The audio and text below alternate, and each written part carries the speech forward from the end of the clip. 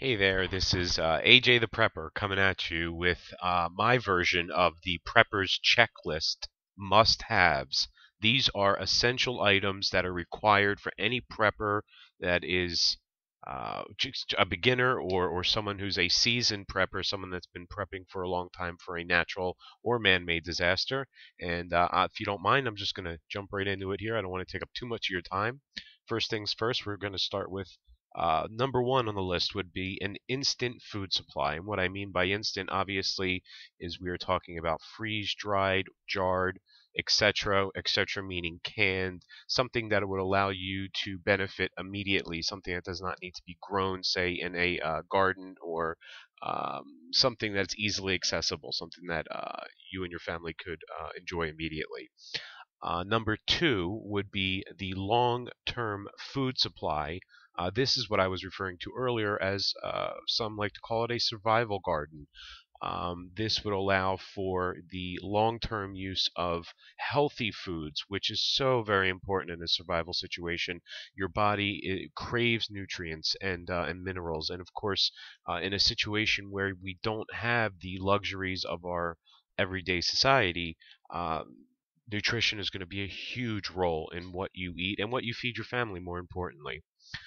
A practical food storage plan or some practical food storage tactics which would allow you to store the food properly. And this can range from something above ground enclosed like a storage shed, a garage, so forth. Some preppers even go underground, and of course storing underground would allow you to keep food better. Of course the ground stays a certain temperature. I believe it's anywhere between 60 and 75 degrees year round. So you really could count on the fact that if you are storing food, you could get a good storage underground as well if you have the patience and drive to do so, of course.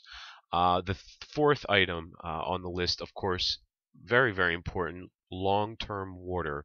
What we're talking about there is clean, drinkable water supply, and really what that boils down to could be a number of things. It could be capturing rain. It could be a local water source in your area. It could be water stored from before the natural or man-made disaster, of course, which a lot of people do. Um, I personally like to capture the water myself through different trade secrets, which I'm not going to divulge here. But clean, drinkable water is very important, and I would also highly recommend sanitation tablets. And then last but not least, off-the-grid electric. Now, this is, in my opinion, the mother of all preps, learning the ins and outs of simple off-the-grid electric, whether it be solar, wind, or hydro.